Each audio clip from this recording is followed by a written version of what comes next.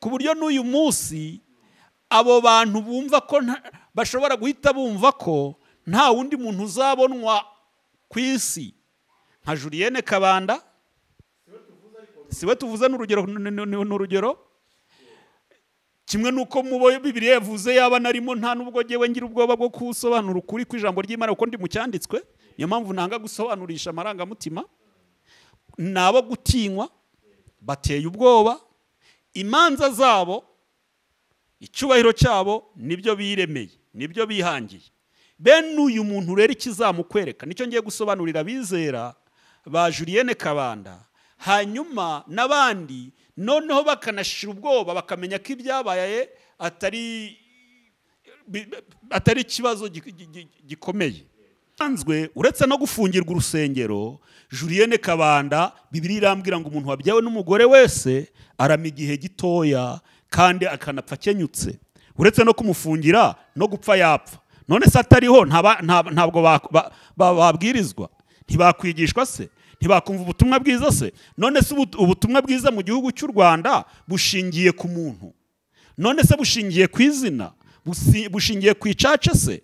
Ahubwo igikenewe kurushaho igihe yari ari kubwiriza, igihe yari afite izi nshingano, igihe atarafungwa, ni musaruro ki wamukuyeho kugira ngo ubyaze izindi nyungu? Bavuga ko icyemezo afite, icyangombwa afite n'ibikorwa akora bihabanye. Ubwe ni ministeri ariko arasengesha, akabatirisha, agakora n'ibindi. Kandi ministeri ubwayo ministeri ikora ibikorwa bitandukanye, ariko ministeri ye yari yo gufasha imfubyi n'abapfakazi n'abandi bababaye. Rero ntabwo ibyo bizamo guterana amateraniro. Ikindi kintu dukwiriye no kubera amaso, tujye tunibaza iki kintu, twere kujya tuyoborwa n'amarangamutima gusa. Ubundi hari byananije iki umugabo n'umugore guhuza ibikorwa byabo? Byananije iki umugabo n'umugore guhuza ibikorwa byabo? Ko Julienne umugabo wari pastori unakomeye mu gihugu, ufite itorero, sibyo? Byananije iki Julienne guhuza ibikorwa n'umugabo? Ariko nkanjye Daniel nakwibaza ngo mu bihe dusohoyemo ahari birashoboka ko umuntu ashobora kwitwa umuvugiramana atari umuvugiramana? Birashoboka ko umuntu yakora ibitangaza akireherezaho n'abantu akaba umuntu w'icyamamare, akaba umuntu w'icyamamare kandi mu by'ukuri atewe na Mwuka Wera? Igisubizo ni yego, birashoboka. N'uyu mwanya ndagira ngo mbwire abantu badukurikiranye bakeneye kwemezwa n'ibitangaza ko bahisemo nabi, barayobye. Igitangaza cyose kibereyeho utizera, kuko Yesu niwe wabivuze, aravuga ngo nimutizezwa n'ibyo mvuga muzizezwe n'ibyo nkora. Waramutse wizeye ukuri kw'ijambo ry'Imana, birahagije ko ibitangaza bidakenewe. Icyo nzi neza, niba Julienne yari umwe muri aba Habakuki yavuze, biragoye cyane ko naguhoza amarira ngurire. Biragoye cyane ko wanantega amatwi utanteye amabuye ngo ndavangiwe. Biragoye cyane ko wakumva yuko Bibiliya yagusomeraga nawe uyifite. Biragoye cyane ko wakumva ko hari undi muhanuzi, hari undi mwigisha, kubera yuko nyine yarangije gusangira nawe systeme. Ariko niba atarasangira nawe systeme, icyo wamukuyeho aba ari cyo ubyaza umusaruro. Agutoragurisha amabuye ngo ni igicaniro, uyashyira mu rugo rwawe. N'uyu mwanya tuvuganye urabizi neza ko hari umuntu wagutoragurishije amabuye, ubitsi wawe mu rugo, mu nzu, ngo ni igicaniro. Akubwira ubwoko bwayo uzatoragura, akubwira umubare wayo uzatoragura. Ndagira ngo nkubwire ngo uwo muterekero washize iwawe utazi igisobanuro cyawo si igicaniro cy'Uwiteka nk'uko babikubwiye. Oya, si igicaniro cy'Uwiteka, mbisubiyemo, kuko nta kindi gicaniro cy'Uwiteka wambwira. Arambwira ngo ninjye systeme, kumwe nabivuze simbisobanura neza. Ambwira ko ndi kubangamira ivugabutumwa ryabo, nkangiza umurimo wabo, kandi nanjye ntiretse. hanyuma numva ngize amatsiko kuko numvaga ko hari ubwo ari mukuru ari umushumba mukuru nje nkaba ndi umwana kuko nge sindi umushumba sinanabawe ntago nabyemera umurimo Kristo yampaye urahagije kuba ndi umuvugabutumwa kuba ndi umuhanuzi birampagije hanyuma numva ariko nkeneye kumenya ahari wasanga hari ubundi buryo nari kubatizwamo mu mwuka wera butandukanye n'ubwo nabatijwemo arangije mwuka wera nkora ku maso ansobanurira ibyo ntakwiriye kwemera kuri we nuko nkwiriye kumenya no gusobanukirwa imbaraga shimike z'abadayimoni abantu bari gukoresha muri ibi bihe bita abavugiramana natunguwe cyane.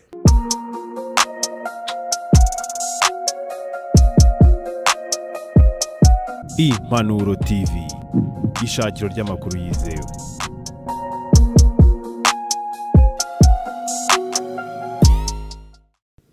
Bifurize kugira ibihe byiza cyane, mwe mudukunda kandi munadukurikira kuri iyi chaîne y'Impanuro TV, kandi mukaba munakunda uyu muvugiramana umuhanuzi w'Imana Evangeliste Daniel. Ndabakunda cyane rero, karibu mu biganiro byacu by'uyu munsi, kandi nizere ko biraza kunshimisha cyane wowe tugiye gutangirana n'uru rugendo ntituzaza kurukomezanya. Imana iguhumukisha kubera ko ibi ni ibintu by'ingenzi cyane, kandi Imana yakugeneye kugira ngo uze kubyumva, kugira ngo uze kubasha kumenya icyo ugomba gukora mu bihe nk'ibi biruhanije kandi bigoye. Mu bantu bari mu Rwanda n'abari hanze y'u Rwanda mwese rero, ufite igitekerezo, ufite icyifuzo, ufite ubundi butumwa, ushobora kuba watwandikira cyangwa ukaduhamagara, ariko by'umwihariko kugira ngo bize koroha neza, reka tujyane kugira ngo dusangire byose kandi neza cyane.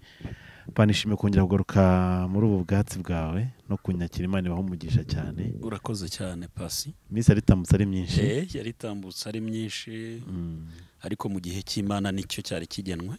Ni ukuri kugira ngo twongere tuhure, twongere tuganire.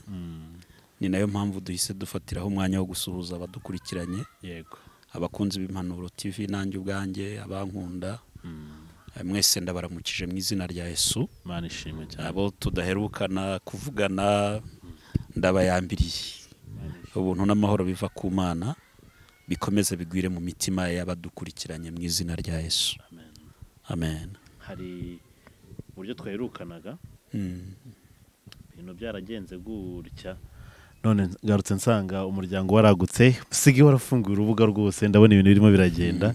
Abantu badukurikiye banakurikira chaîne yawe ngire ngo babwireho kuntu bimeze, nubwo mbonye bikiri mu mwitangiro, ariko ngo nayo itangiro ryawe ryaba ritoye, ariko ibintu bizagenda neza cyane urako tubyizera. Urakoze cyane.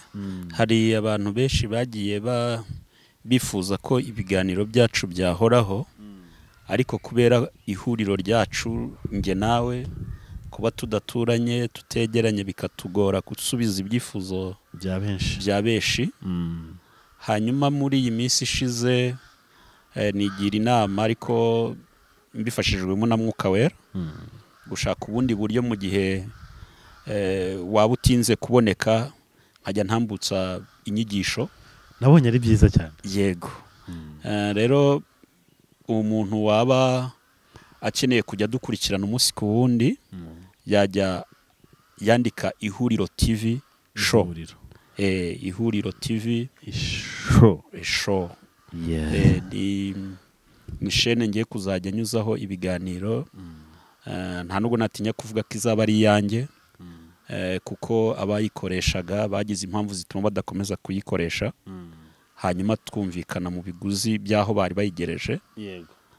Ndayibagurira muri make. Ushobora kujyaho ugasanga nta biganiro byacu birajyaho. Hariho utundi dukomediye bakinaga, ko bakinaga udukomedi, ariko uhereye umunsi twayiguriyeho nta yindi komedi izajyaho.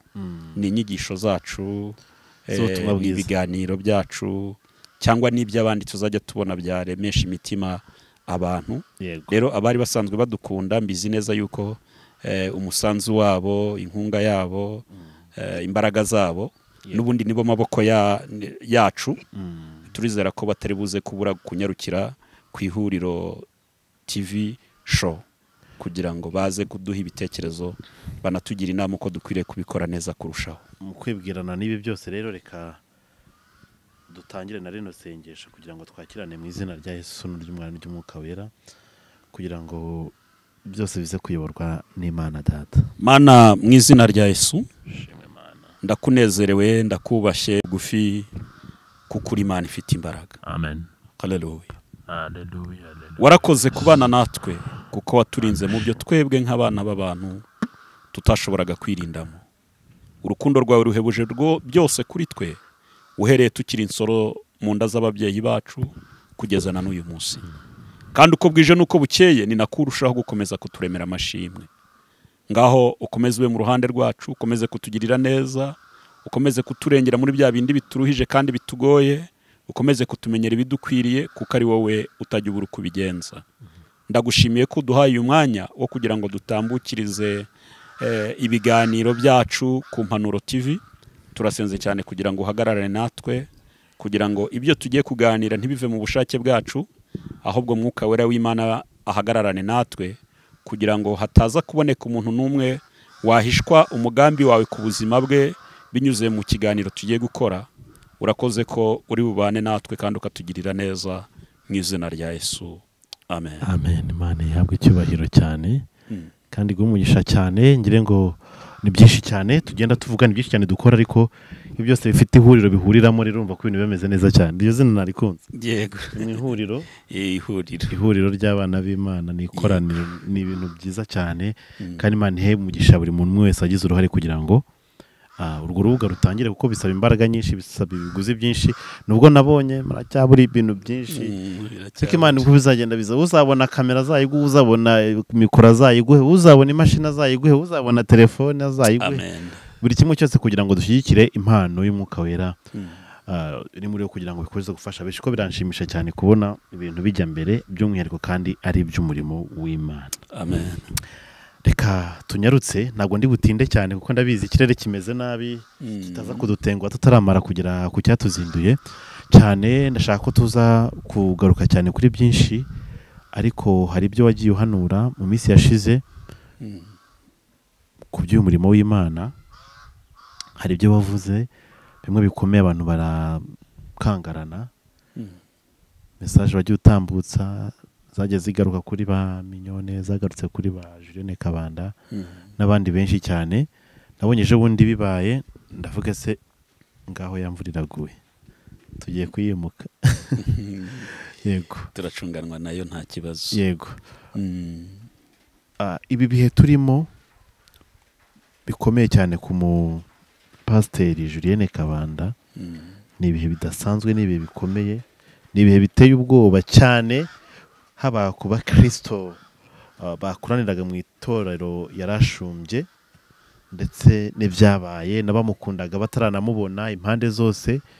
Izisi munakambwe ati ndi muri Denmark, ariko nagiye hano ndi umusinzi, ndi za Norvege, ndi za hehe, nagiyeyo nitwara nabi, ariko nkihagera naje kumenya bya Grace Room, ndakurikira ubu narakijijwe, ndi umuntu ubayeho nishimye nezerewe.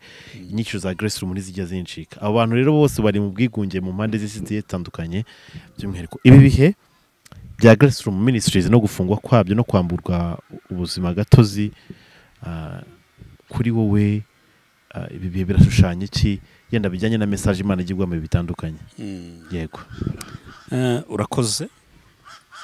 Ndabizi neza yuko iyo ikibazo kivutse nk'uku, mu by'ukuri impamvu zica byinshi. Ntabwo abantu tubyakira mu buryo bumwe. Hari ababibona nk'intambara y'amadini, kuko ubuhanuzi uhereye kera bwaravuze ngo mu minsi y'imperuka hazumvikana urusaku rw'amasasu, intambara y'amadini. Ariko hari igisubizo cyatanzwe, cyaravugaga ngo ujye ushikama usenge Imana kuko niyo irwana iyo ntambara. Ndagira ngo mbwire abantu bari basanzwe bakurikirana Julienne, bakundaga inyigisho, ibiganiro, ndetse banahabohokeye, ko nta gikuba cyacitse. Gute? ntabwo ari igikuba cyacitse. Igikuba cyacitse. Ntabwo keretse kuwutizera. Yego, okay. Ariko kuwizera naguma nicyo yamenye. Komeza icyo ufite hatagira ukwambura ikamba ryawe. Amen. Iminsi Julienne amaze ni iminsi yari ihagije mu maso y'Imana no gukora ibyari bikwiriye gukorwa nawe. Ahubwo igihe kigeze nicyo kugira ngo buri muntu wese abyaze umusaruro inyungu mu byo yamukuyeho. Yego. Abyaze umusaruro inyungu mu byo yamukuyeho, kuko Julienne atafungiye ntazanahoraho. Sibyo se? Yeah. Kandi atariho ntago ivuga butumwa rihagaze, nta nubwo abo yabwirije ubutumwa babaye imfubyi, kuko keretse niba uyu munsi hari abagifite ubujiji bwo kwita abapasitoro, ababishopu, abaposo base na ba nyina, nk'uko tujya tubyumva bamwe bakanarakazwa nuko batiswe ba dadi. Yego. Ariko data wa twese ni Imana rurema, ni Imana yacu yo mu ijuru. Imana ishimwe. Nta wundi muntu wo kwitwa data, nta wundi wo kwitwa mami, nta wundi wo kwitwa yego. Mu byubahiro byo mu isi hari ubwo twumva ko nta kindi kintu cyagaragaza ko twubashye umuntu tukamuha titre y'inyito, ariko ntibiba bisimbuye ko nyiri iryo zina atarisangiye n'undi muntu, kuko icyubahiro cy'Uwiteka ntazagiha undi, nta n'undi bazagisangira. Icyakoze hari icyo Bibiliya yavuze ko hari abantu benshi bihangira gukiranuka bakiremera n'icyubahiro. Bihangira gukiranuka. Reka tubisome batagira ngo turabibeshye. Yego. Mfatira Bibiliya. Yego. Kugira ngo batagira ngo turabibeshye, kuko njya nkunda kumva nayoborwa n'ijambo ry'Imana kuruta uko nayoborwa n'amarangamutima. Binafasha n'umuntu utasanzwe abona umwanya wo gusoma ijambo ry'Imana kugira byinshi cyane amenya, kugira ngo ataza guheranwa n'agahinda kavuye ku marangamutima ariko adasobanukiwe akazi k'Imana mu gikorwa. Nsomeraho Habakuki igice cya 1 umurongo wa 7 twumva ko havuga. Reka dufate Bibiliya zacu maze dusome Habakuki igice cya 1 umurongo wa 7 wonyine. Kadusome izina rya Yesu. Nabo gutinywa. Soma neza rwose. Nabo gutinywa. Yego. Kandi batera ubwoba. Usubiramo. Nabo gutinywa kandi batera ubwoba. Yego. Imanza zabo n'icyubahiro cyabo nibyo bihangiye. Subiramo iryo jambo batagira ngo ni ibyacu. Habakuki igice cya 1 umurongo wa 7. Nabo gutinywa kandi batera ubwoba. Imanza zabo n'icyubahiro cyabo nibyo bihangiye. Urakoze cyane. Amen. Nabo gutinywa kandi bateye ubwoba. Uku gutera ubwoba kwabo ntabwo ari uko batera ubwoba ngo bari mu mutwe w'iterabwoba, ahubwo mu buryo bw'ibitangaza, mu buryo bwo kwamamara, mu buryo bwo guhitinga. Sinzi niba uri kunywa. Akumva neza cyane. Abantu ntibanyumve nabi nyamuneka, ari sinzi. Reka tujyane turaza. Nabo gutinywa, urukumva, kandi bateye ubwoba. Icyubahiro cyabo, imanza zabo, yego, n'icyubahiro cyabo nibyo biremeye. Yego.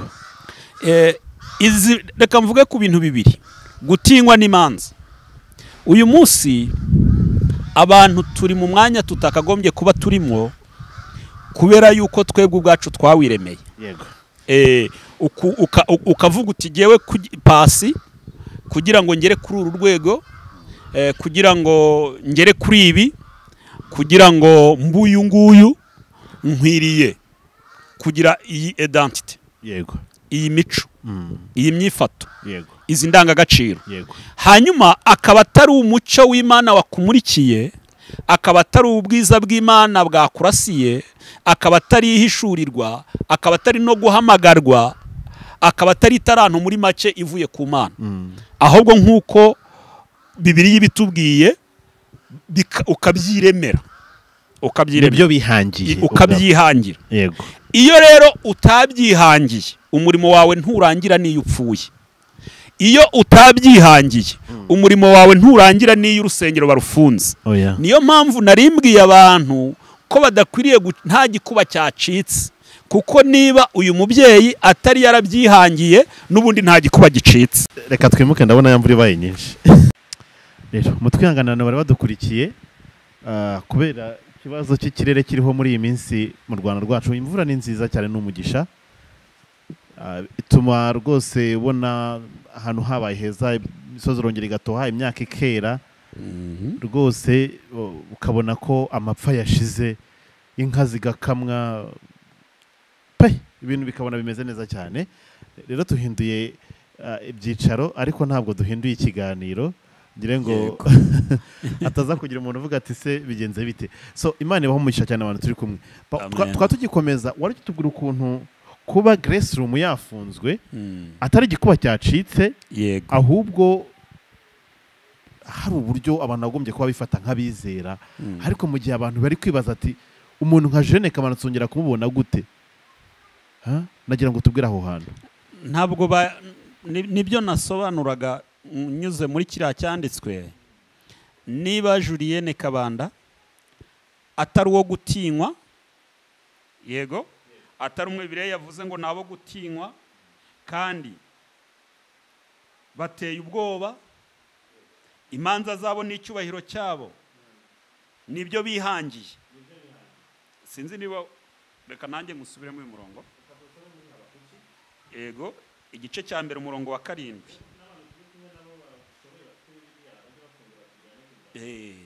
Reka nanjye mpasome kuko turi hanze, we wahasomye. Haravuze ngo nabo gutinywa kandi bateye ubwoba. Nabo gutinywa cyangwa gutinywa, nabi gitinyiro, bateye kandi bateye ubwoba. Yego, noneho imanza zabo n'icyubahiro cyabo nibyo bagize gute, bihangiye. Imanza zabo n'icyubahiro nibyo bihangiye.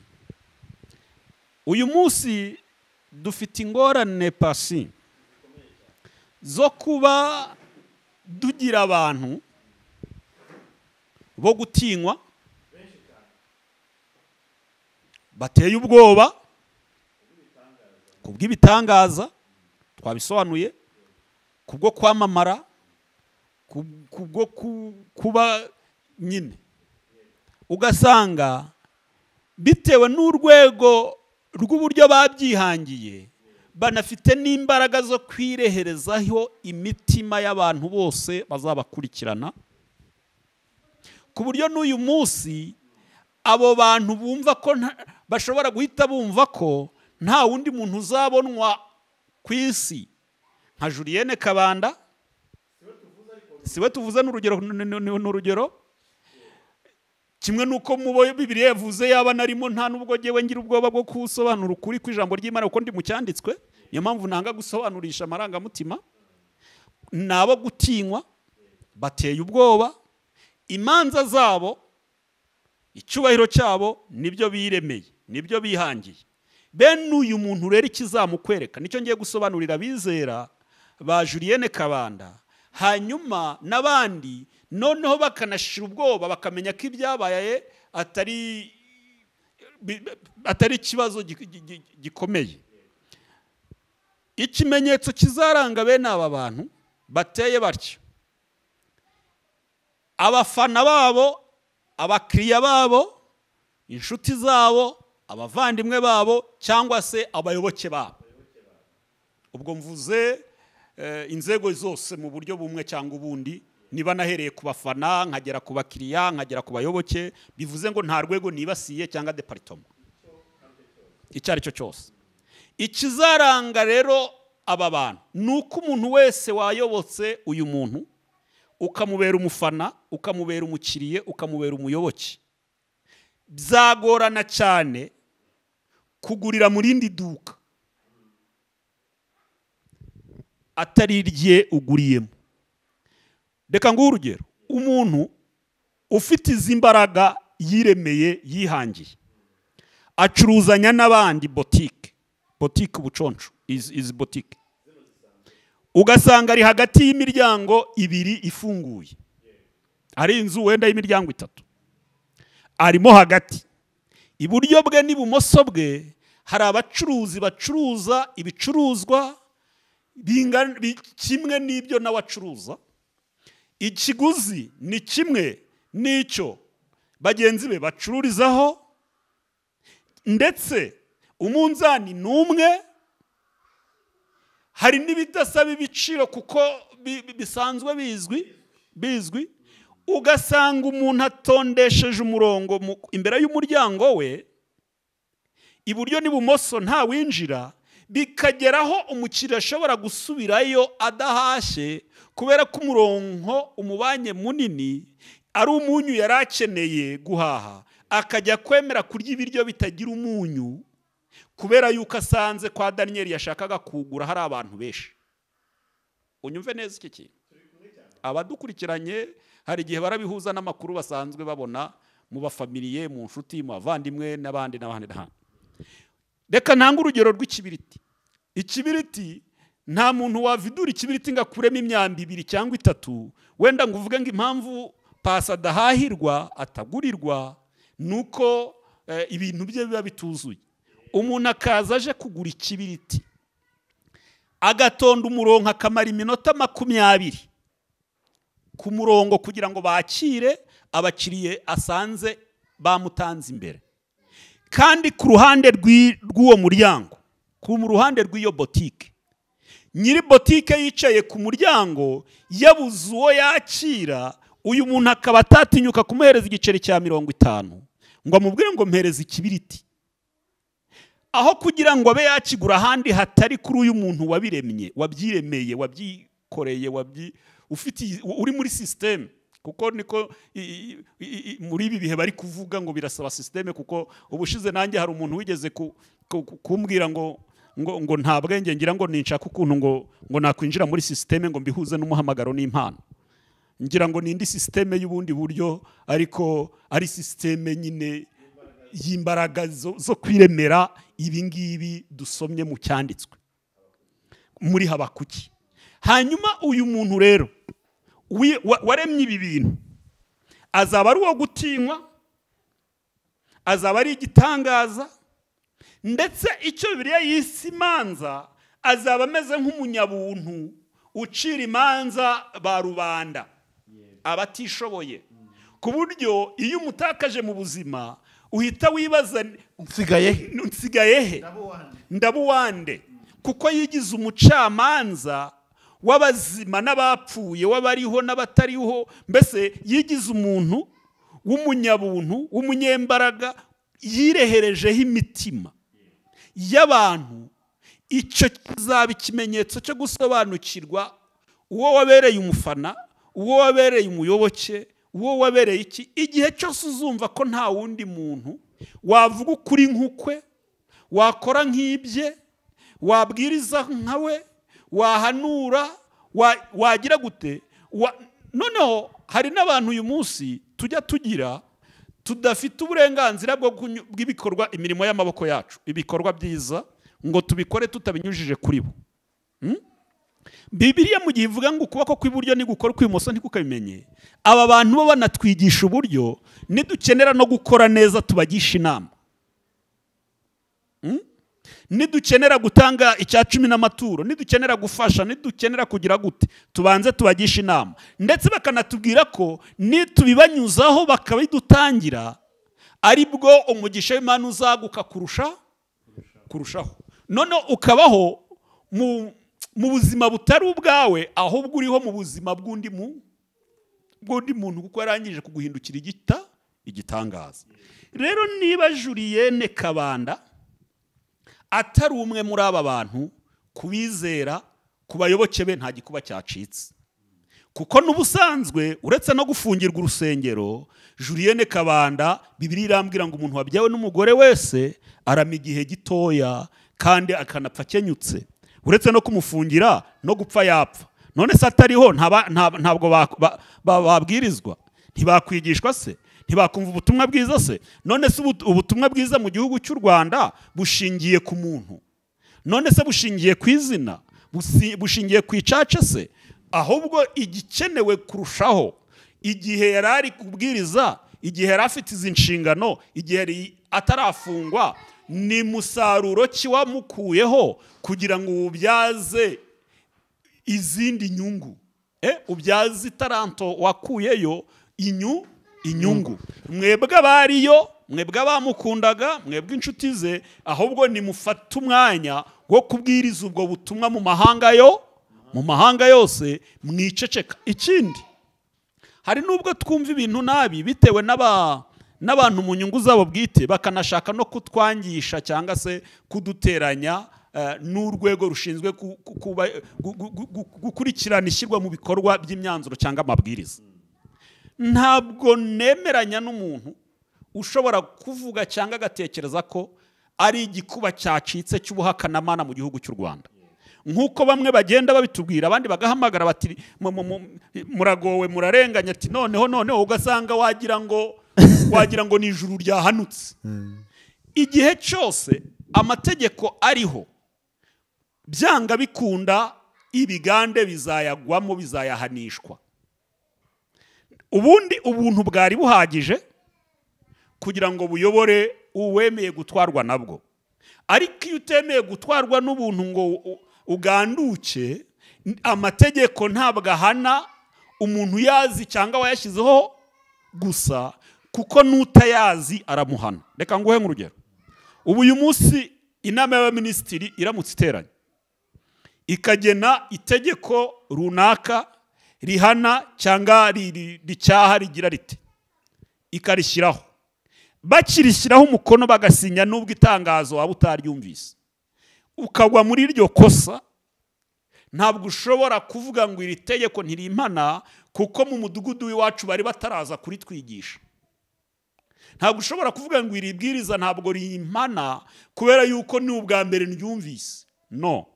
N'uyu rero Julienne Kabanda ndetse n'abandi bose, ntabwo idini rya Julienne Kabanda cyangwa ministeri ye ari yifunzwe mu gihugu cy'u Rwanda gusa ku buryo ari yigiye gutuma abantu bavuza induru bakumva ko igihugu cyajemo icyuho, cyacitse igikuba. Nta gikuba cyacitse rwose, ahubwo yahanishijwe itegeko rihana n'ubusanzwe ibigande bitubahiriza amabwiriza n'amahame. Kuko ntabwo babyutse mu gitondo ngo bavuge ngo uhereye nonaha ntabwo wemera kongera gukora ibikorwa wakoraga batamusobanuriye impamvu bamuhagaritse. Basobanuye impamvu bamuhagaritse, bavuga ko icyemezo afite, icyangombwa afite n'ibikorwa akora bihabanye. Ubwe ni ministeri ariko arasengesha, akabatirisha, agakora n'ibindi. Kandi ministeri ubwayo ministeri ikora ibikorwa bitandukanye, ariko ministeri ye yari yo gufasha imfubyi n'abapfakazi n'abandi bababaye. Rero ntabwo ibyo bizamo guterana amateraniro. Ikindi kintu dukwiriye no kubera amaso, tujye tunibaza iki kintu, twere kujya tuyoborwa n'amarangamutima gusa. Ubundi hari byananije iki umugabo n'umugore guhuza ibikorwa byabo? Byananije iki umugabo n'umugore guhuza ibikorwa byabo? Ko Julienne, umugabo wari pastori, unakomeye mu gihugu, ufite itorero, sibyo? Byananije iki Julienne guhuza ibikorwa n'umugabo, iyo ministeri igakorera mu itorero, ibyangombwa bigatandukana? Ko nzi neza yuko amakuru mfite kuko sinjyayo, ariko nzi ko baterana ku cyumweru mu gitondo mu iteraniro ry'umugabo, saa 10 akajyana abantu muri indi teraniro muri ministeri ye. Kandi noneho ntibikorerwe no mu rusengero rumwe. Rero ibi uretse ko atari ibyo bituzanye mu kiganiro, ariko unashyize muri logique ugatekereza, wanakwibaza impamvu abo bantu ukeneye guha message ya saa 10 utayibahereye rimwe, kandi n'ubusanzwe wari uri kumwe nabo mu gitondo. Sibyo se? Niba nta zindi nyungu zidafite aho zihuriye n'ukuri kw'ijambo ry'Imana, aba bantu nyamuneka mu nyumve neza, niba nta zindi nyungu zidafite aho zihuriye n'ukuri kw'ijambo ry'Imana, ko n'ubundi wirirwanye n'aba bantu ugiye guha message ya saa 10, mukirirwana mu rusengero wisanzuye mufitiye uburenganzira, kuki utabahereye message aho ngaho ko n'ubundi nahari iwawe, ahubwo ukarindira kubatwara ahandi. Yego. Ikindi kubera iki basi utabikoze nk'uko bigambiriye ngo ubahere message aho ngaho, ahubwo ukajya no ukabatwara ndetse n'ahandi hantu hatari aho? Ikigaragara rero nuko hari izindi nyungu mu buryo butagaragara mu bumana, mu buryo butagaragara mu buryo bwa Mwuka Wera, ziri hagati yo gutandukanya aya materaniro, ziri hagati yo gutandukanya izi message, ariko ntacyo byari bitwaye. Byari ibintu byoroshye cyane kuba Julienne Kabanda ibikorwa bye byakorera mu itorero rye. Rero numva nubundi niba nta zindi nyungu ziraba zibangamiwe zangiritse, nubundi message akwiriye gukomeza kuyitambutsa mu itorero rye, kuko umuhamagaro ntuhagaze, kandi nabo gufashwa ntari bubure kubafasha, kuko no gufasha rega ntibisaba ngo ubanze ufotora amafoto y'ibyo ugiye gufashisha umuntu cyangwa ibyo ugiye kumuha. Ibyo ngibyo aba ari ukwihimbaza no kwikuza no kwishyira hejuru, ariko gufasha ntibisaba ngo ubanze ufotore, ubanze ukamere. Rero n'ubusanzwe ibi byakoraga nakomeza bikore, message yatambutsaga yo kurokora abantu mu byaha, abavana mu byaha bajyana ku bugingo.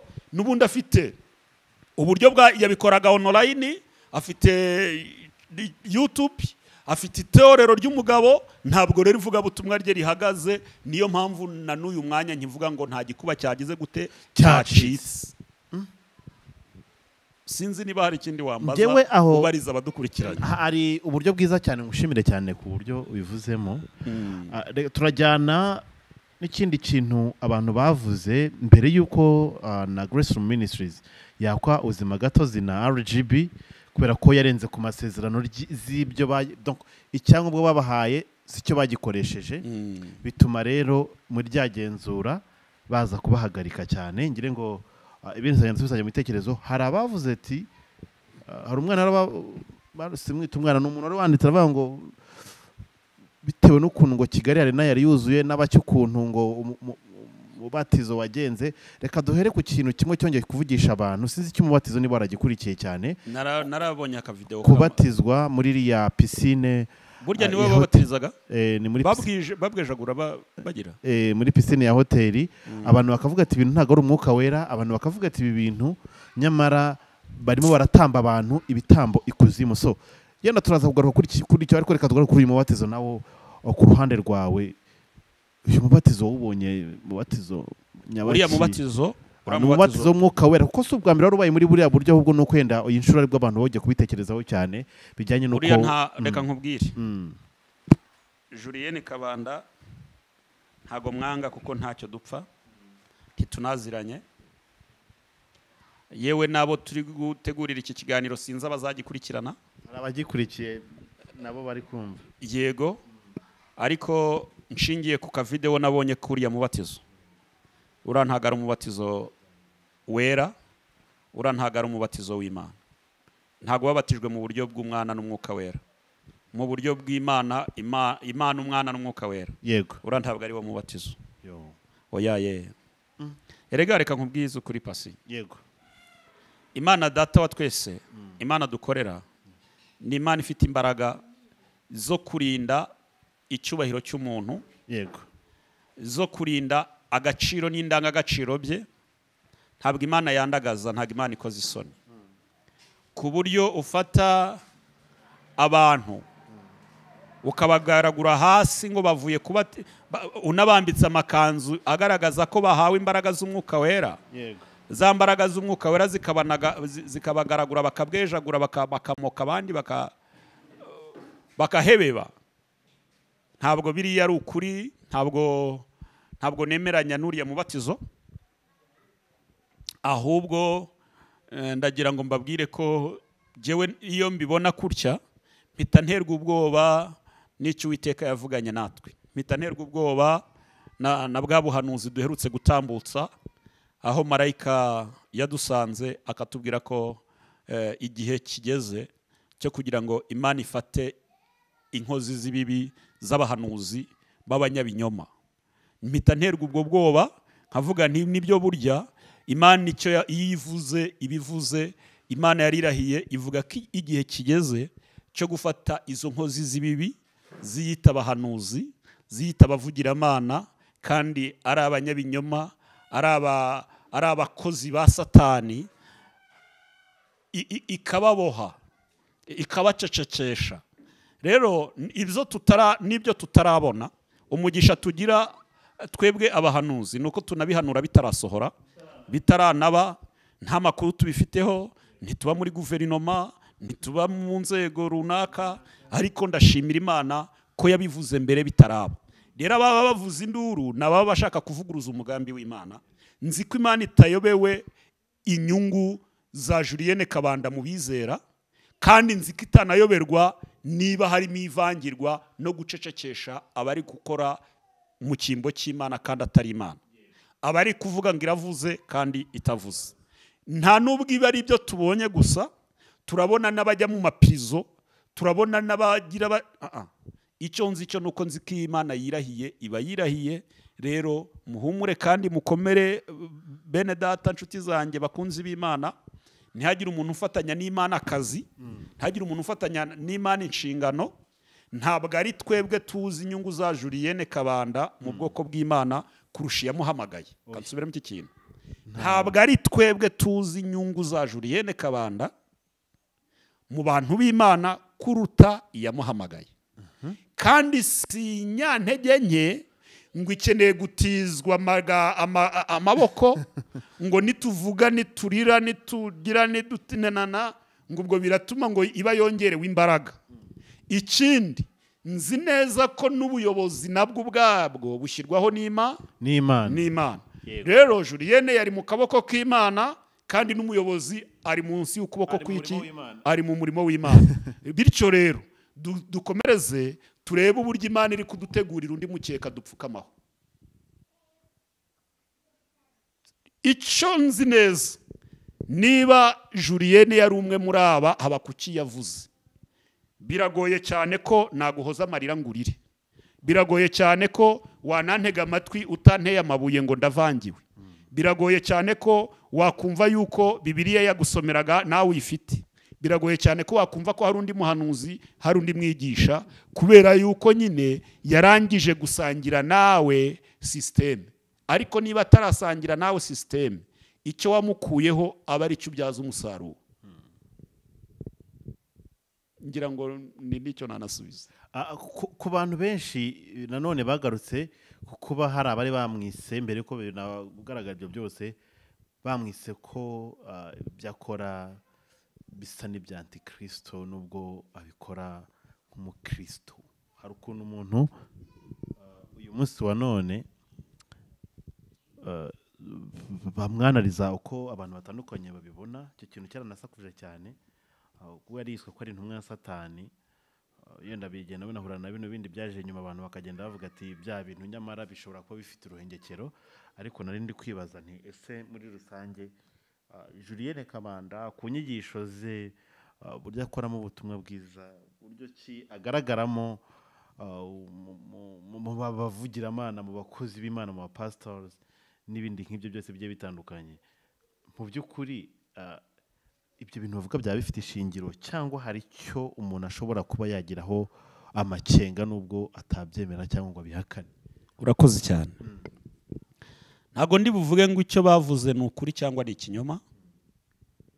Ubwo naba mbaye Imana, kuko nibasha kureba ibyo amaso yacu atareba, niyo ibasha no gusobanukirwa iby'intekerezo zacu.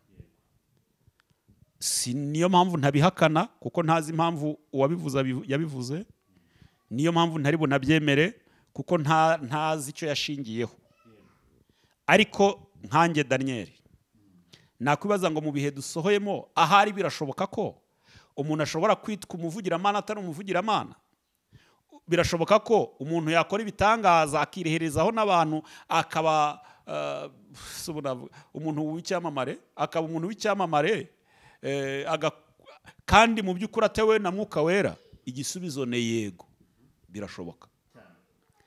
N'uyu mwanya ndagira ngo mbwire abantu badukurikiranye bakeneye kwemezwa n'ibitangaza ko bahisemo nabi, barayobye. Igitangaza cyose kibereyeho utizera. Kuko Yesu niwe wabivuze, aravuga ngo nimutizezwa n'ibyo mvuga muzizezwe n'ibyo nkora. Waramutse wizeye ukuri kw'ijambo ry'Imana, birahagije ko ibitangaza bidakenewe. Uyu munsi tuvugana mboneyeho n'umwanya wo gutambutsa meseji mfite, ariko ntari budetaye. Yego. Hari abantu barundishijwe amabuye Uwiteka yambwiye mu minsi ishize. Hari abantu mu miryango yabo badukurikiranye, babibwiwe n'umushumba se, babibwiwe n'umuhanuzi se, babibwiwe sinzi uwabikubwiye, agutoragurisha amabuye ngo ni igicaniro, uyashyira mu rugo rwawe. N'uyu mwanya tuvuganye urabizi neza ko hari umuntu wagutoragurishije amabuye, ubitsi wawe mu rugo, mu nzu, ngo ni igicaniro. Abo ni benshi. Akubwira ubwoko bwayo uzatoragura, akubwira umubare wayo uzatoragura.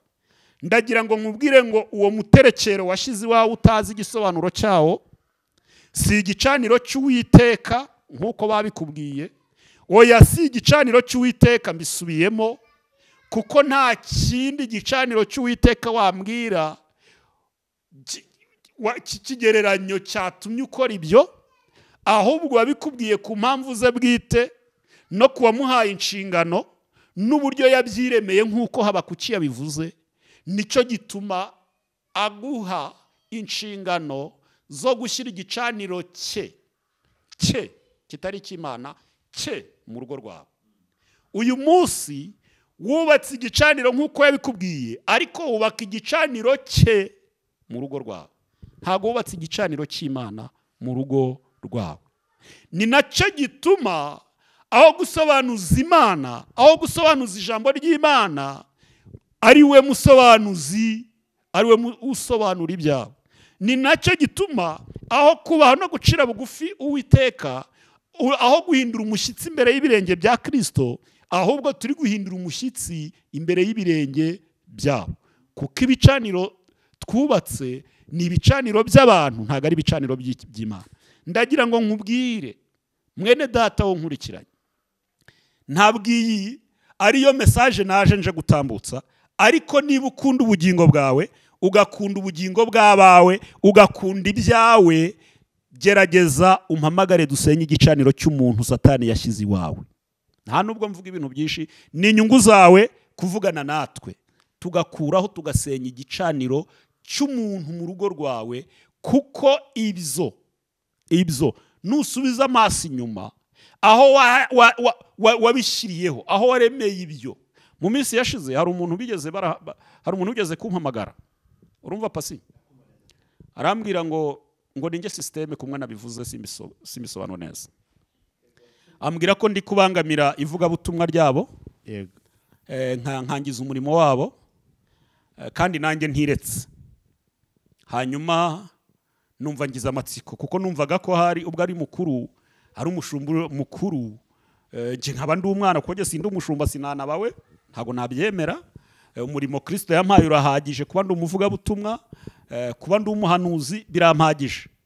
Hanyuma numva ariko nkeneye kumenya ahari wasanga hari ubundi buryo nari kubatizwamo mu Mwuka Wera butandukanye n'ubwo nabatijwemo. Arangije Mwuka Wera nkora ku maso, ansobanurira ibyo ntakwiriye kwemera kuri we, nuko nkwiriye kumenya no gusobanukirwa imbaraga shimike z'abadayimoni abantu bari gukoresha muri ibi bihe biyita abavugiramana. Natunguwe cyane no kumutega amatwi, ndamubaza ngo ubwo nkanjye bisaba iki? Arambwira ngo wowe kuko bigoye, tutagukorana ubutembere ngo tukugeze hirya no hino ubashe kumenya no gusobanukirwa, tukwinjiza muri systeme mu buryo ubu n'ubu, ngo byagusaba kubyemeye, twazakuyobora uburyo uryama kumukeka iminsi 12, nkava ku gitanda nkajya ku buriri kumukeka iminsi 12.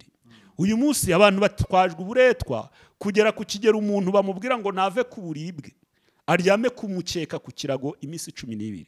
Uyu munsi dufite ingorane zikomeye, aho abitwa abakozi b'Imana, abantu b'Imana bafite amadini n'amatorero bashumbye, ariko bakayashumba mu by'ukuri ari amasega muri yo. Ugasanga ntushobora kumenya ni mushumba bwoko ki, ni mushumba ki? Bene aba bantu uzababwirwa n'iki Pasi? Bene aba bantu ntago bashobora kwemera guterana amateraniro yose, bagira isaha yabo bwite binjirira mu iteraniro. Nubwo baba baratumiye abandi batumirwa, iteraniro ritangira bataririmo, igihe cyo guhabwa mikoro kwabo kigeze nibwo binjira nk'ibigirwamana. Ndabizi ubu ngubu noneho sinzi message barampuko zingana, ariko mu mbaraga zisumba byose ntibashobora guterana amateraniro ngo bateranane n'abizera babo n'abakristo babo kumwe dutangira amateraniro ku isa. Urabizi ko gukererwa ubwabyo ni igihano, ni ikosa, ni icyaha, kuko ijuru riri kwandika mu bateranye. Yego. Ariko uyu mushumba aziyabwiriza abantu kuzinduka, ariko we ntazigera azinduka ngo abane nabo. Si nuko azaba ari mu cyumba cy'amasengesho ngari gusengera iteraniro, kuko yanarisengera ririmo, ahubwo azarindira isaha ye. Niba isaha ye ari 5, azinjira 5.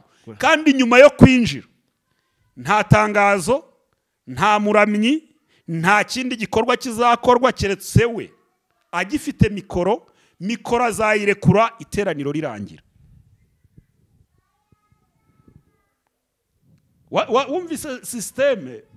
Nuvuga ngo uribaza ngo ni umuntu ugabura ibyo adakeneye we kurya.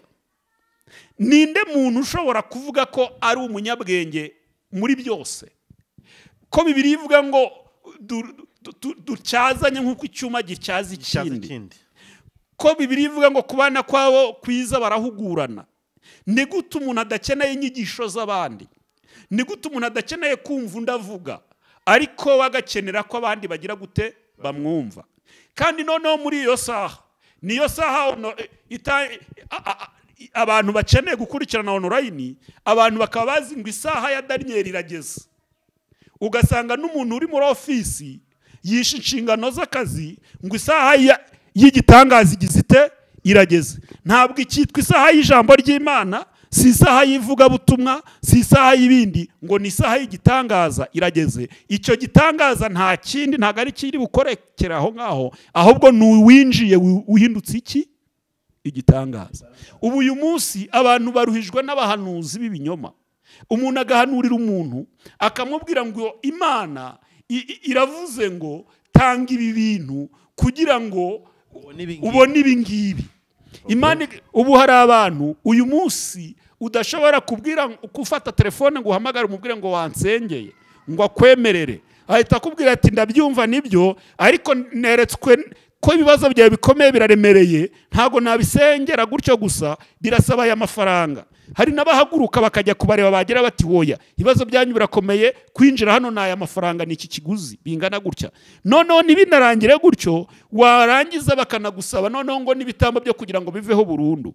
Umuntu akakubwira ngo umuntu yarakurogize ngo uburoza bukura mu Tanzania cyangwa n'ahandi. N'urugero ntanze, simvuze ko abanyatanzania ari bo barozi, ngo abukura Nigeria n'ahandi, ngo yatanze ibiguzi binibi, ngo none nawe kugira ngo Uwiteka bugukize ngo genda ugurisha inka cyangwa ushaka ahantu ukura amafaranga, ngo noneho ngo uzane amafaranga akubye kabiri ayo yagutanze, kuko we aravuga ati yabuguze miliyoni, izana miliyoni 3, ubutanze ayo yatanze nk'impongano n'ikiru n'igitambo, ngo ubone gukira. Nutabikora gutyo ntibyakunda, keretse nitubanza gutanga ingurane ingana n'amafaranga nawe yagize gute yatanze. None se koko Imana irakora? Kuko ubwo nuvuga ngo nukugura ineza yayo. Ineza y'Imana ntigurwa.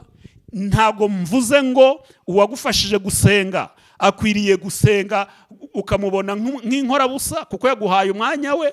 Bitekereze mu mutima wawe, uvuga uti umuntu yampaye umwanya, yampaye isaha, yampaye iminota, yanansengeye. Kuko n'abakansoringi n'abakansa barahembwa.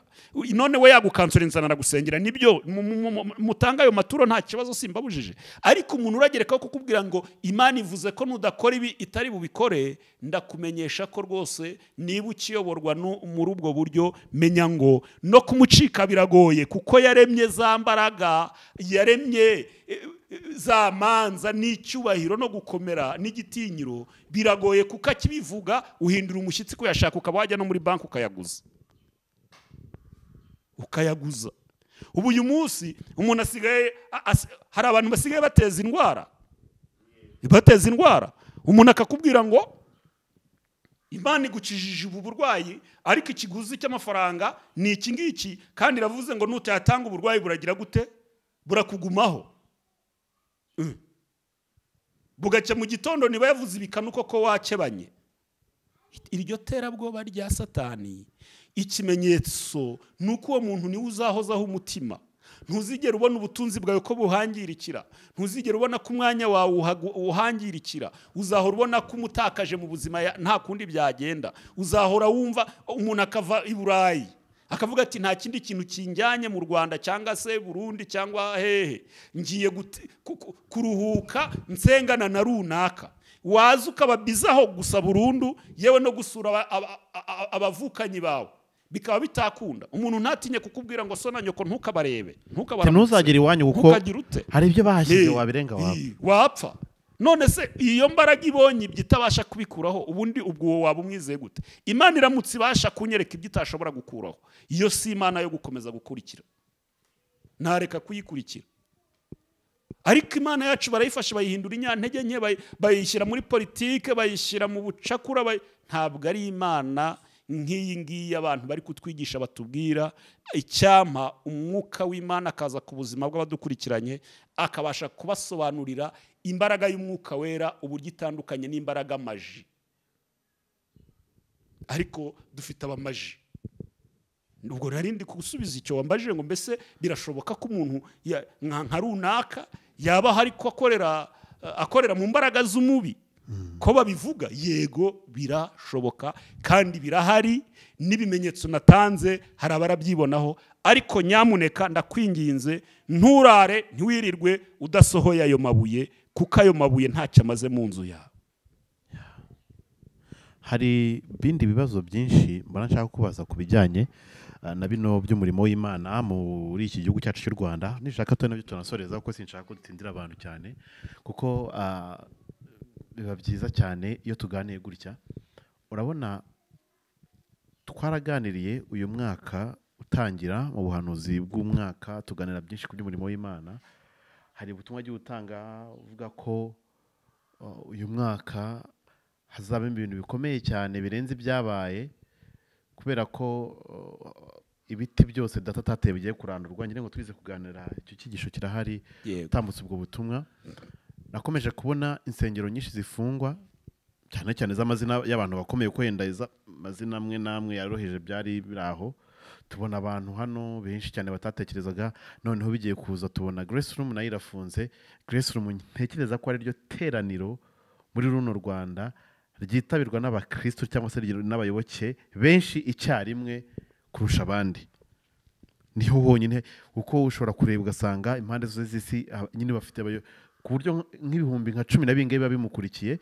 Byanagaragara nk'uko azana hariya muri Kigali Arena ukabona haruzuye ibihumbi hafi 20, ugasanga ni ibintu bimeze neza cyane.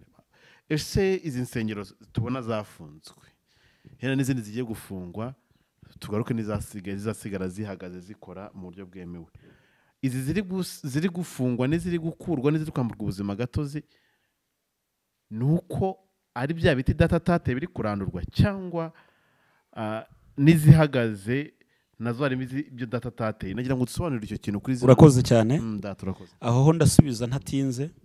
Nta karengane kari gukorerwa insengero ziri gufungwa, n'iziri gukora zikaba zibizi neza ko zitari gukora mu mugambi, mu muhamagaro wa Kristo. Nazo ntizibagiranwe, ntizizanayoberana, ejo cyangwa ejo bundi zizongerwa mu zifungwa. Uretse nazo na benezo n'abandi batanazigira wenda ngo nizo zafungwa, bagakorera ku YouTube, bagakorera mu byaro, mu biturage, bavuga ko bari kuvugira Imana batari kuyivugira. Imana ije kubaboha amaboko, pirizo zibabone.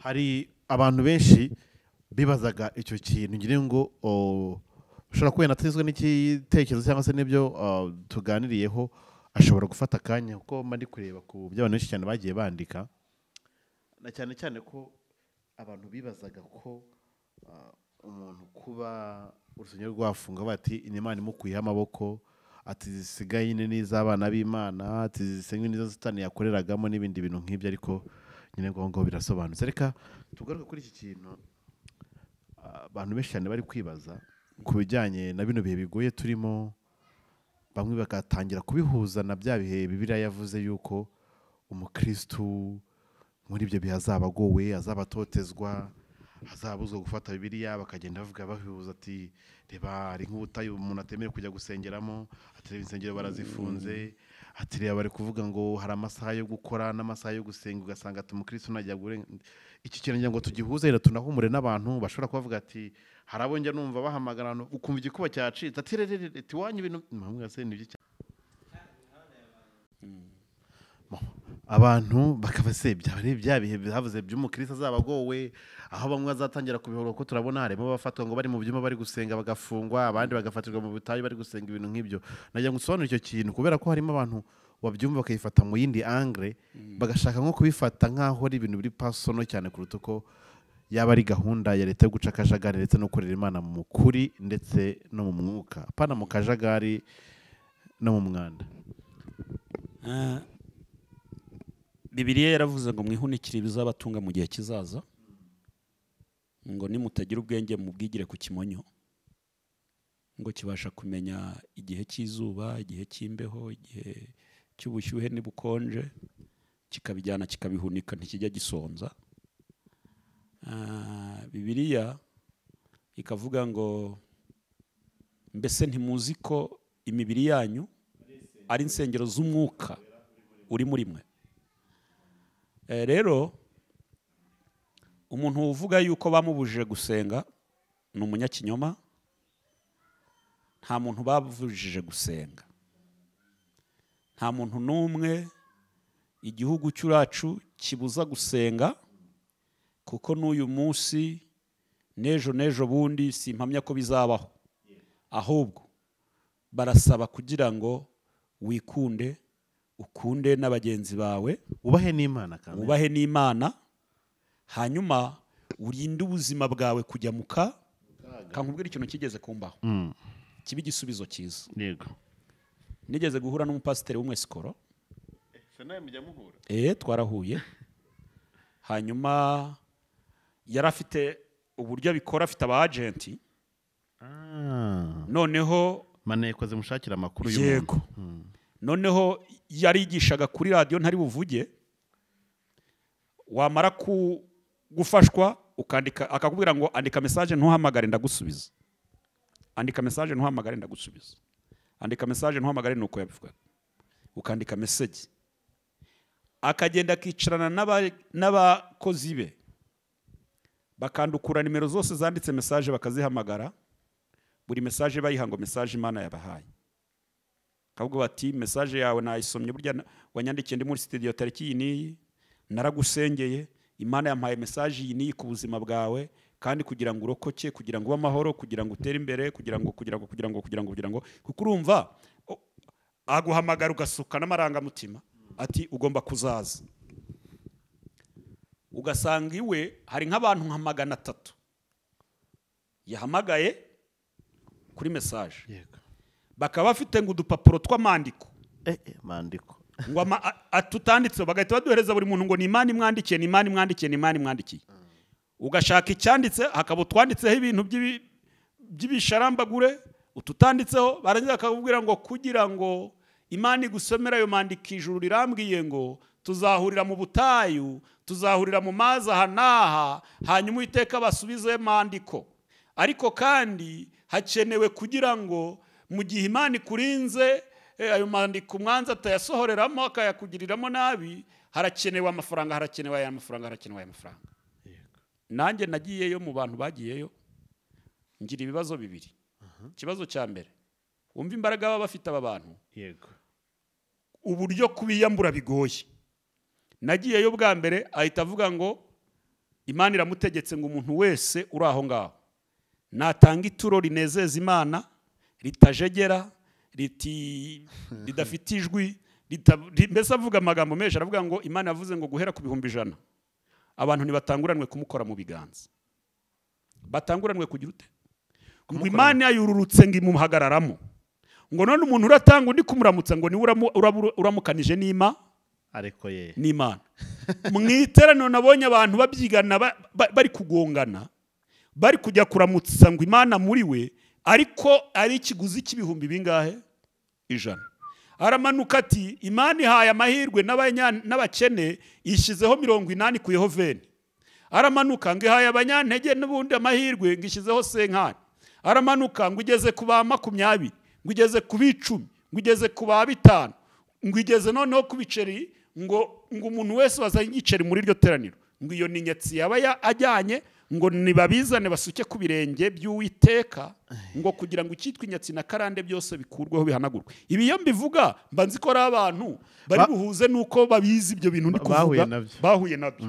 Hanyuma icyo gihe rero nanjye ngo mugahuge, kubera ko ibira bibanza baba bafite bubatsemo cyangwa bakoreramo, barabyangirije umuntu wese urenze urubibi rw'imbago y'ikibanza, akumva ibyo bavuga nk'ukuri, akabona ibyo bavuga nk'ibiri live, nk'ibigaragara. Yego, nanjye nashidutse, ukitwa udufaranga twose nari mfite nadutanze, nibagirwa ko ndava Kigali nkataha Bugesera,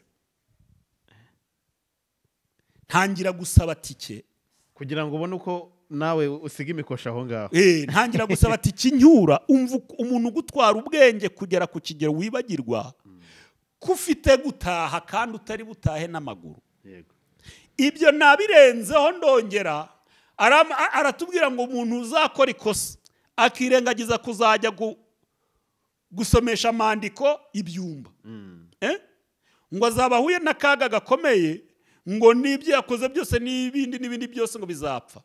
Twatahanye ubwoba bwo sitwe twarose umunsi wo kujya gusomerwa amandiko ageze, nabwo dusubira yarongera dukuramo ayandi, kandi yagusomeraga ibyo we ashaka kugusomera n'ibyo ashaka kukubwira. Hari abantu banteruye icyo gihe nanjye banjyana mu mazi, kuko nari mfite ubumuga ndi muri iri gare, kubera kubyigana. Urabona mu by'ukuri mfite ibiro, sibyo? Imana yampishe mu biro, nubwo meze gutya nta muntu ushobora kumndeba gutya ngo avuga ati uriya muntu aramugaye, afite ubumuga buri ku kigero cyo kuba atakwihagurutsa, afite ubumuga bwo ku kigero atagenda mu mbago. Abantu benshi babumva ko nabishobora, nashobora wenda gufata imbago nkazihagararamo, ariko reka mbabwire ngo ntago nabishobora. Ubuzima bwanjye ni ukwicara no kuryama, kwicara no kuryama, kwicara no kuryama. Imyaka 12 ndayimaze. Noneho kwa kundi bari guterura babisikana n'amazi kugira ngo amazi atabagirira nabi, sinzi uwakandagiye, niba ari ibuye, niba ari igice cy'icupa cyari cyaraguyemo, tugiye kubona tubona ikiremve cy'amaraso gihingutse hejuru y'iki y'amazi. N'Uwiteka nagize, barankomeza mu mbabazi z'Imana, ntibarekura ngo baramire uw'ikiremve cy'amaraso yari kuzamuka. Mba narapfuye nguye muri ayo mazi, ngo ndi kujya gusomesha iki amandiko, kandi ibyo ndi kubikora nibagiwe ko yigeze kuncuza amafaranga yanjye nkataha n'amaguru. Nuvuga ngo imbaraga bafite aba bantu biba bigoye kubavaho no kubareka. Tunabarwanira ishyaka mu bitari ukuri, ugasanga uri kurwana ishyaka mu bintu udafitemo inyungu, mu bintu utazi amakuru, ugasanga uri guhangana na leta, uri guhangana n'ibyemezo n'imyanzuro, ese ukaba umucama, ukaba wanabizira.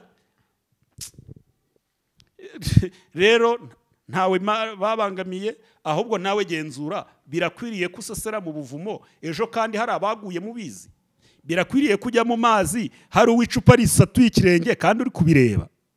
Ni iki cya ese Imana ni igihe twahindutse bande ku buryo tutacyumva ko twasenga Imana ikatwumva? Buriya reka nze nkubwire kwizera kwanjye. Yego, nizera ko Imana yumva uvuze ikanumva n'utavuze. Ntabwo kugira ngo Imana ikumvire ari ukuvuza induru, ari ukusakuza, ari uko wititiza ukavuga mu ndimi z'abadayimoni ngo ni iz'Uwiteka. No. Ubasha no gusengera mu mutima umuntu udakomangana Uwiteka arakumva. Imana iba hafi y'abayizera ku kigero kiruta uyu mwambaro nambaye. Imana indi hafi ku kigero kiruta iyi shati yanjye nambaye. Rero ntabwo Imana izaba Imana yanjye, ntabwo Imana izaba igisubizo kibazo byanjye, kuko nagiye mu buvumo no mu butayu. Ahariho hose wahizerera. Icyo akoze, niba ubona mu butayu ariho umuhamagaro wawe uri, ariho usubirizwa, ariho utabarirwa, ntago nkubujije kujyayo, ariko genzura niba bidashyira ubuzima bwawe n'ubwawe ujyanye mu kaga.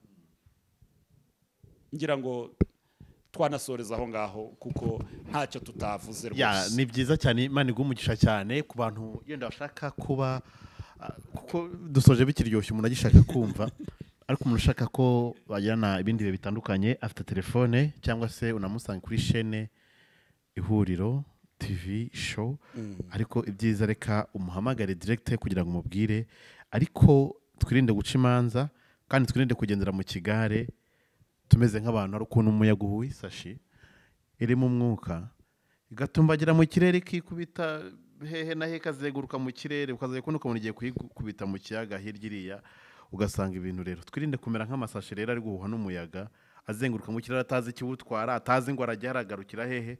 Mureke tugendera hano ariko tuzi aho tujya, tuzi n'icyo dushaka kandi tureba n'ibyo turimo ari byo bituganisha ku cyerekezo turimo. Reka uduhe nimero ya telefone kandi dushimira abantu bose turi kumwe muri kino kiganiro. Imana ibahe umugisha bose. Murakoze cyane, turabashimiye kandi dusanzwe tubashimira, tuzanahora tubashimira. Muri amaboko yacu, muri imbaraga zacu, Uwiteka ajya abahereza umugisha kuri buri kimwe cyose mudutekerezaho kandi mukanashyira mu bikorwa. Rero kuwakenera kutuvugisha, kuduha inama, ibitekerezo, inyunganizi n'ibindi, yadushakira kuri telefone 0788 22 70 39. Ni nayo nkoresha kuri WhatsApp. Iyo umpamagaye ndakwitaba, kandi iyo unyandikiye nabwo ndagusubiza, mfa kuba mfite umwanya. Imana ibahe umugisha. Reka n'ubundi ngo twatangiye usabira umugisha abantu bose bari badukurikiye, kandi no kubasabira ubwenge bwo kugira ngo tubashe gutandukanya ikibi n'icyiza, nubwo cyaba ari ikibi cyihishe mu cyiza gisa n'icyiza, ariko ari ikibi nacyo tukivumbura imbere y'ibindi byose. Uruwo gushimwa Mana. Haleluya.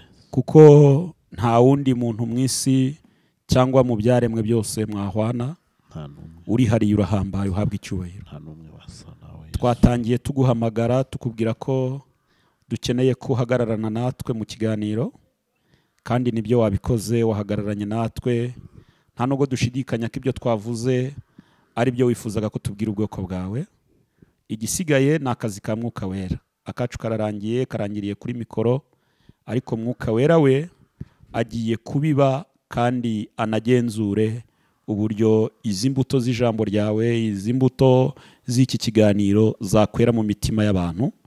Bivuze ko ari wowe dushinganishije iki kiganiro kugira ngo ugihe imbaraga zo kugera aho gikwiriye kugera.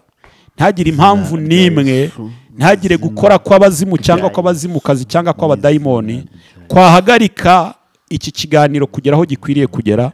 Tuzanezererwa, tuzishima nitubona cyareze umusaruro wacyo kikageraho gikwiriye kugera, kikagera kure, kikagera kuri benshi, kugira ngo abantu babashe kumenya no gusobanukirwa ukuri kwavugiwe mu biganiro twagize.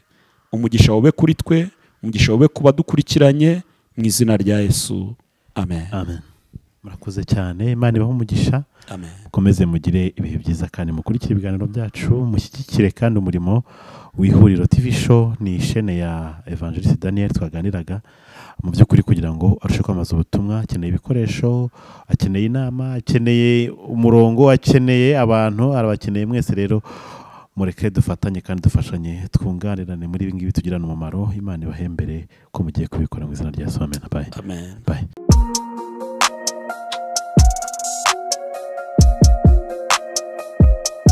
Impanuro TV, ishakiro ry'amakuru yizewe.